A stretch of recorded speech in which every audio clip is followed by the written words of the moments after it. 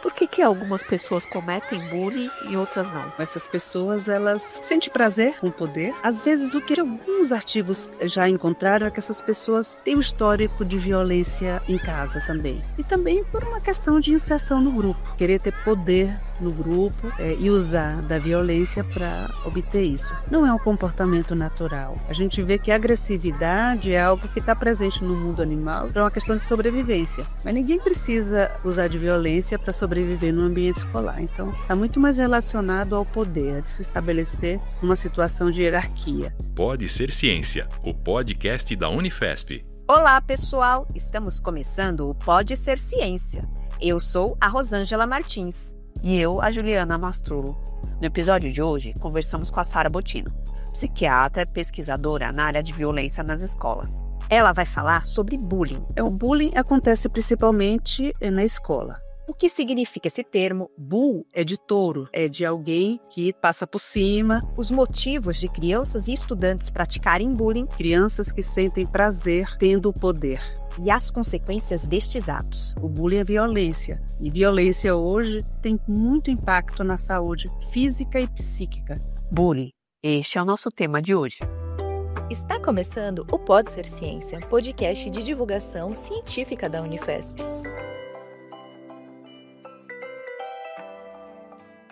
Professora Sara, seja muito bem-vinda ao podcast Pode Ser Ciência. Para iniciar, gostaria que a senhora fizesse um breve relato da sua carreira, também da sua linha de pesquisa e da atuação aqui na Unifesp. Eu trabalho na Unifesp desde 95 como psiquiatra. A minha formação acadêmica, eu fiz um mestrado com análise de narrativa e o meu doutorado com mulheres com câncer de mama e sintomas do estresse pós-traumático. Nos últimos 10 anos que eu comecei a me dedicar mais à área de violência e especificamente à área de violência em escolas, né? Principalmente essa violência específica entre pares, que a gente chama de bullying e cyberbullying. O que é o bullying exatamente, né? E quando que esse termo, então, foi criado? Inicialmente, é um autor na Noruega, na Universidade de Bergen, Dan Owels. Alguns adolescentes tinham cometido suicídio e ele investigou uma série de casos e descobriu que no histórico desses adolescentes, eles sofreram agressão de várias formas por parte dos seus pares. A partir daí, ele começou a investigar melhor esse fenômeno no ambiente escolar. Daí, ele caracterizou essa forma de violência. No caso do bullying, ele tem 3 características. A primeira é que existe uma intencionalidade.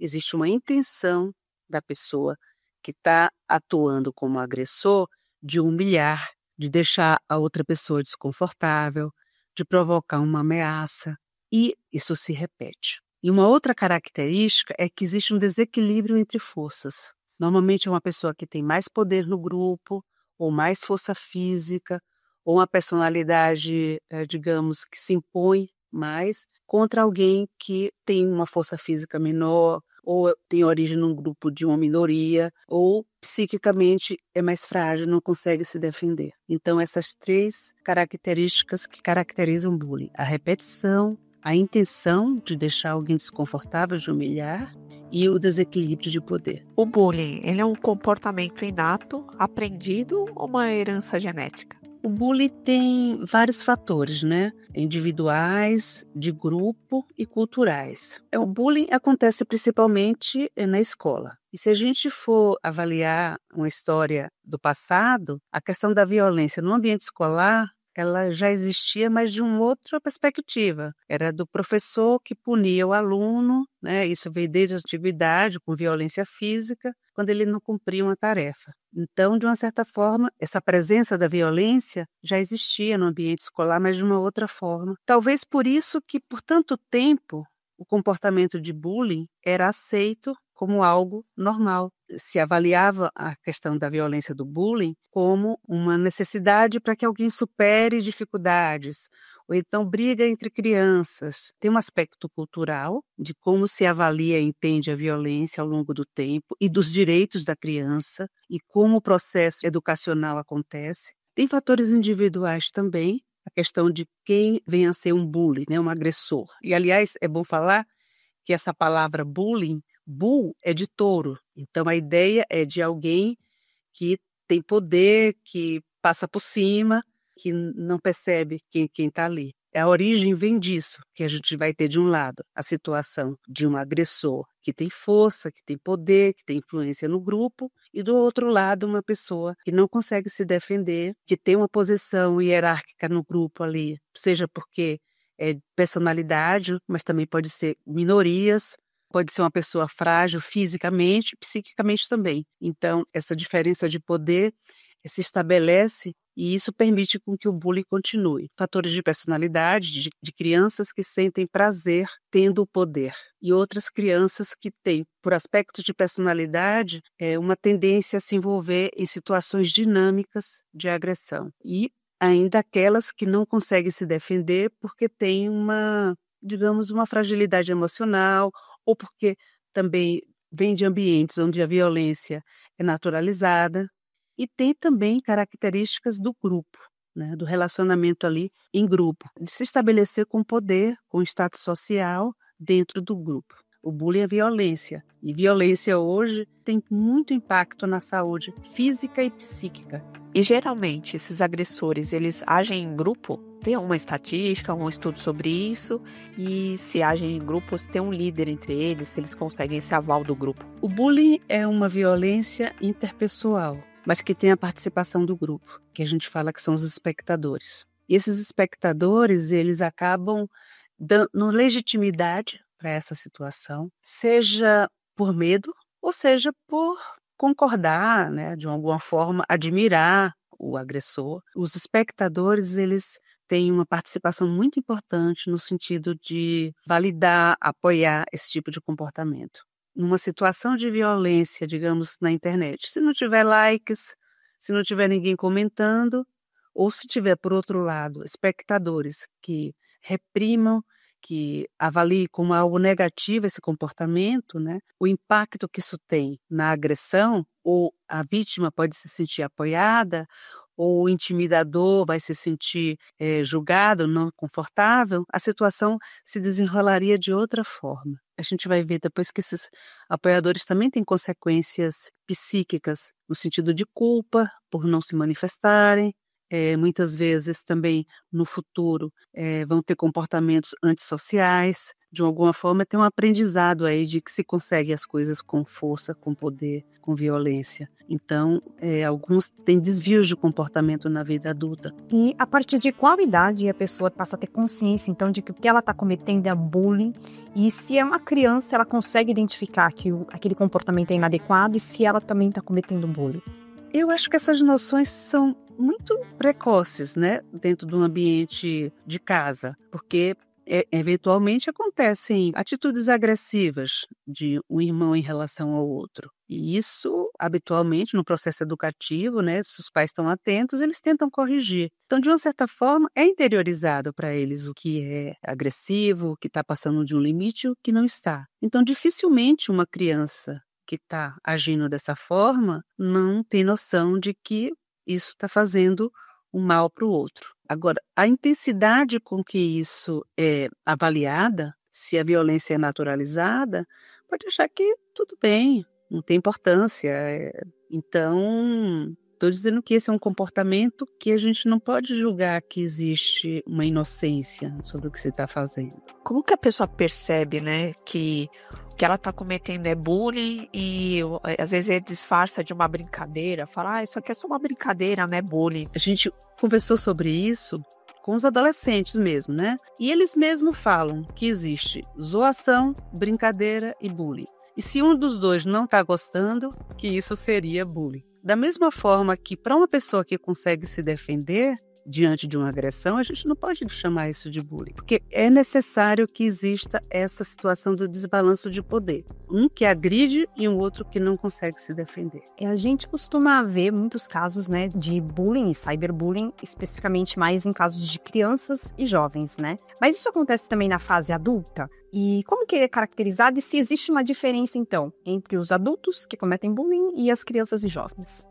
É difícil avaliar isso no adulto, particularmente na infância e na adolescência. Primeiro que é um ambiente ali onde você está moldando o seu comportamento, você está testando, né, alguns comportamentos que podem ser aceitos e validados e outros não. Depois que a pessoa passa por uma vida adulta, acho que é mais fácil a gente chamar isso de assédio, comportamento inadequado que é sabido, mais do que propriamente um fenômeno de bullying. E quais são as consequências que uma pessoa que sofre bullying pode ter? As reações vão desde a raiva, que é até uma reação natural, como sintomas físicos, como dores de cabeça, dores de estômago, como também sintomas depressivos, absenteísmo escolar, ideação suicida e suicídio. Pessoas que usam já algumas substâncias psicoativas podem aumentar o consumo das substâncias psicoativas. Então, são várias as consequências na saúde mental de pessoas que sofrem bullying, e os estudos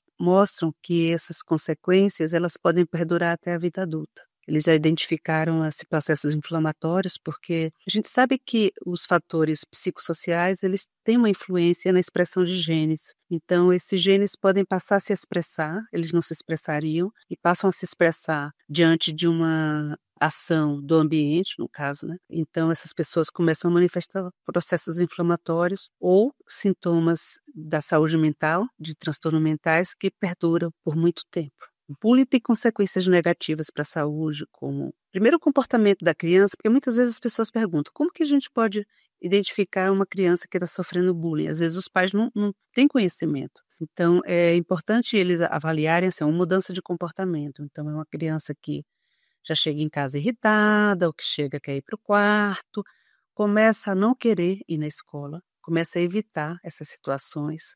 Tem sintomas somáticos como dores de barriga, dor de cabeça, ou às vezes também até forja uma dor, né? Fala que está sentindo dor para não ir para a escola. Então, estratégias para evitar esse confrontamento. E do outro lado, a gente quer falar também sobre as consequências do bullying, do cyberbullying na saúde, que vão desde sintomas físicos, como esses que eu falei, se for criança muito pequena, volta a fazer xixi na cama, enurese noturna, como também consequências mais graves, que são sintomas depressivos, ideação suicidas e suicídios. Rapidamente, uma situação, um boato, né, com a intenção de fazer a pessoa se sentir mal. Isso tem um alcance muito grande e muito rápido. Essa criança, ela não vai sofrer bullying só na escola, porque está nas redes. Então, está lá. Chega em casa, continua a situação e rapidamente se espalha. Então, o impacto de um bullying cibernético, um cyberbullying, é muito maior. Ainda mais para um adolescente que está formando sua personalidade, que depende muito da aprovação social e que tem a sua reputação manchada, marcada de uma forma negativa. Muitas vezes essa pessoa que está lá do outro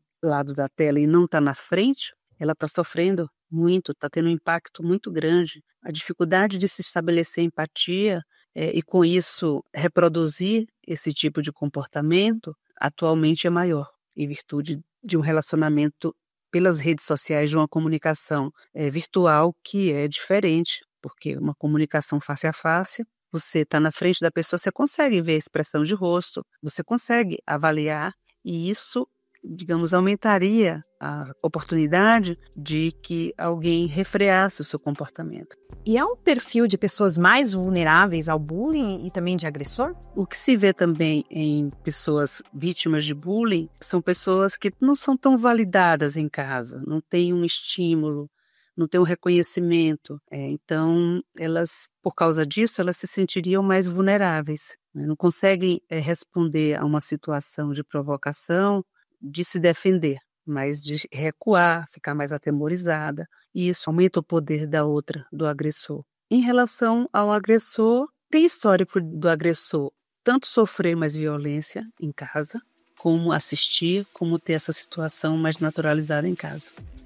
Você está gostando do episódio? Se inscreva nos canais para receber notificações dos próximos. Pode Ser Ciência, o podcast da Unifesp. A gente perguntou para os nossos seguidores no Instagram se eles já leram, assistiram ou ouviram alguma produção com essa temática sobre o bullying, como que foi. E alguns responderam pra gente, né? A Paula falou que foi algo superficial, só que ela assistiu, não tinha nada aprofundado. Já alguns outros mencionaram algumas obras. O Davi, ele citou o filme Elefante, a Livinha citou a série 13 Reasons Why. Qual que é o papel das artes, do cinema, literatura na discussão desse tema? tema? Eu acho importante que esse tema seja trazido. Primeiro, a divulgação de um problema que é muito frequente. Existe uma estatística de pelo menos 1 em cada 4 crianças vão passar por uma situação dessa natureza. E talvez para aumentar a empatia, porque o trabalho importante para ser feito é justamente nos espectadores, no grupo de quem está assistindo. Eles são corresponsáveis por uma mudança, como também com a perpetuação desse comportamento. Então, na medida que um filme mostra as consequências negativas, como essa pessoa se sente quando vê sua reputação manchada, ou quando o desespero que elas sentem quando estão enfrentando essa situação, como elas manifestam os sentimentos, o sofrimento. Eu acho que isso ajuda muito no sentido de chamar mais atenção para esse tema, seja pela população adulta e pelos educadores, como também no grupo entre os pares. É muito importante sensibilizar as crianças que estão numa escola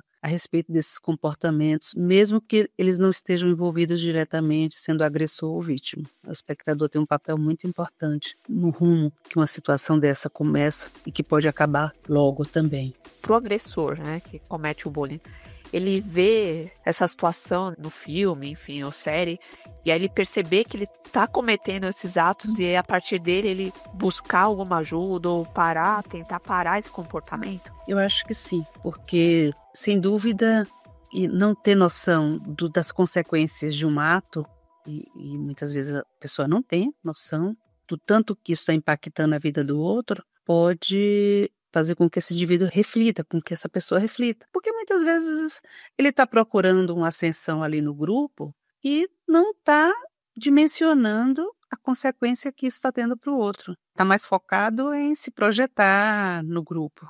Ainda mais que são indivíduos que estão com a sua personalidade sendo desenvolvida e formada. Acho que fica mais difícil quando esse desenvolvimento da personalidade já se completou e esses comportamentos estão cristalizados. Continuando aqui com as perguntas dos seguidores, a gente recebeu uma da Fernanda e ela contou que ela assistiu a produção Dorama, né, que era uma Dorama que se chama Beleza Verdadeira, e ela assistiu com a filha e disse que foi bem produtivo, né? Qual a importância, então, de você assistir esses tipos de conteúdo, de obras com seus familiares?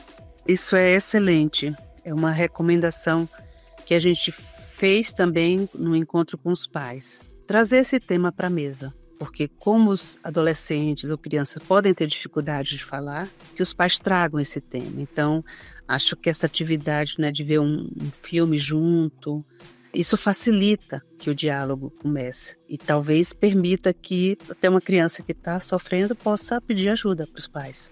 Qual que é o papel da família, dos amigos, da escola e da sociedade, então, neste tema? A família, sem dúvida. Essa criança que está passando por essa situação precisa de apoio e pode ser que ela não busque esse apoio. Então, cabe aos pais procurar identificar se existem mudanças de humor e comportamento, ou sintomas, ou algum tipo de evitação da criança em querer ir para a escola e, para assim, esses pais poderem ajudar essa criança. A escola também tem esse papel, talvez ficar atento a essas situações. Seria importante ter essas ações dentro da escola visando esse fenômeno que é tão frequente. E da sociedade como um todo, no sentido de estar sensibilizada e perceber que esse é um problema que tem repercussões graves e que deve ser divulgado. E a adolescência é caracterizada por essa fase de mudança de comportamento, né? De afirmar comportamentos. Como diferenciar que não é uma fase da adolescência, mas que é um problema maior?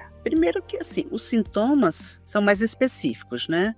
Um adolescente que vinha bem, de repente começa a relatar problemas frequentes de dores de cabeça. Uma criança, problema de estômago. O vômito. Levou no médico, investigou. Não tem uma situação aí que possa ser identificada, ficar alerta. Se junto com isso tem alterações do humor, explosões de raiva, ou isolamento, mudanças de humor repentina. Então, isso são indicativos, mas mudanças de humor. Não são crises da adolescência ou rebeldia de adolescência. Estou falando de sintomas físicos e psíquicos que começam a aparecer e que chamam a atenção. É importante os pais procurarem incluir nas suas perguntas como é que está na escola, se tem alguma situação que está enfrentando difícil com os colegas. Isso pode ser perguntado diretamente. Isso se diferencia de um comportamento adolescente, de afirmação de personalidade, porque isso vai aparecer muito mais na relação com os pais. Ter opiniões diferentes, confrontar opiniões, passar a usar roupas diferentes, e isso é algo positivo, digamos assim, é saudável. Esse processo de individuação, isso é muito saudável. E como procurar ajuda? E aí eu quero saber tanto para quem sofre com esse tipo de bullying, como para quem presencia e também para o agressor que não consegue parar. Identificado o problema, caso se identifique sintomas depressivos, seria bom levar talvez para um psicopedagogo da escola, um psicólogo. Hoje as escolas públicas de São Paulo têm psicólogos. Crianças com ideação suicida devem ser avaliadas por psiquiatra, porque o psiquiatra tem um instrumental melhor para avaliar risco de suicídio. E adolescentes, eles não têm o frontal, essa parte do cérebro que controla impulso. Então a gente tem muita cuidado e preocupação quando se apresenta com ideação suicida, porque pode também ser fruto de um comportamento impulsivo, né? Aquilo que é uma ideia, um plano, num determinado momento pode ser um impulso e realmente essas crianças virem a fazer uma tentativa de suicídio. A gente viu também problemas de saúde mental entre os agressores. Eles têm maior consumo de substância psicoativa, eles têm mais problemas emocionais, internalização de sentimentos negativos e também sintomas depressivos. Os agressores precisam ser cuidados porque também eles têm uma incidência maior de problemas mentais. Então, da mesma forma, devem ser atendidos por psicólogo, porque o atendimento psicológico dá esse acolhimento sem julgamento e isso acaba facilitando que essas crianças possam expressar os seus sentimentos e, com isso, fazer uma reflexão para um tratamento, ainda mais se esse comportamento se repete ao longo do tempo. Para uma pessoa que sofre agressão, ela procura uma ajuda psicológica. O tratamento dessa pessoa pode variar de semanas para anos ou ser constante para a vida toda. Tem pessoas que podem ter um impacto maior, dependendo da frequência, né, de quanto tempo ela foi submetida a um processo. Sofreu violência por um tempo maior, então as consequências podem ser maiores. Tem também características individuais que podem aumentar a resiliência, mas pode ser que uma intervenção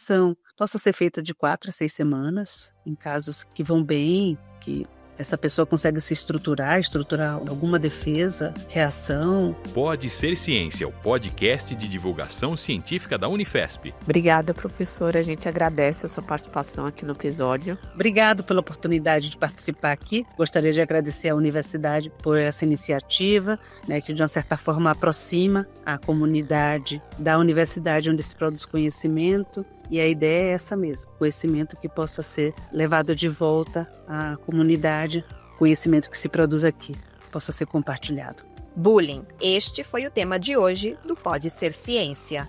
E aqui vai o spoiler do nosso próximo episódio, próteses 3D. A gente vai saber como esse tipo de prótese funciona, materiais e tipos de programas utilizados na produção, como estudar para fazer essas próteses e a apresentação de 2 projetos, que tem o objetivo de auxiliar pessoas com deficiência nos membros superiores, decorrentes de má formação, amputações ou acidente vascular cerebral. O projeto Mão 3D ele já tem 10 anos, é um programa social, né? Na verdade, nós fazemos próteses. Essas próteses são doadas. O Reabilita AVC 3D é um projeto novo, que ele tem mais ou menos 1 ano. Nós fazemos especificamente órteses. A pessoa, quando ela tem o AVC, uma das sequelas muito limitantes é a deformidade que fica na mão. Então, é possível fazer a reabilitação dessa mão que está totalmente fechada com o uso de uma órtese. Não vai perder, né?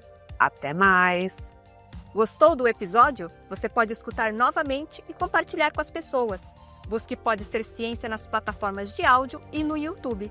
youtube.com/UnifespOficial. O Pode Ser Ciência é uma realização do Departamento de Comunicação Institucional da Universidade Federal de São Paulo. Eu sou a Rosângela Martins. E eu, a Juliana Mastrulo. Também participaram desta produção Jean Silva, Letícia Gualberto, Loiane Villefort e Reinaldo Jimenez. Esse foi o Pode Ser Ciência, o podcast de divulgação científica da Universidade Federal de São Paulo.